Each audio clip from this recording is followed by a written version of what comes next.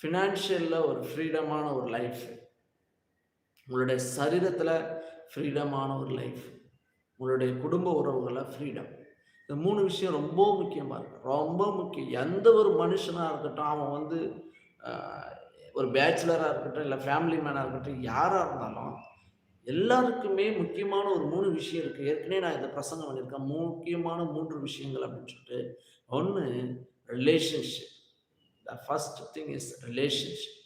The second is what? Financial. The third one is what? என்னது? Health. Financial health. Financial health, relationship, financial health. இது 3மே ரொம்ப முக்கியமான ஒரு விஷயம். இந்த 3 விஷயம் இல்லன்னா என்ன நடக்கும்?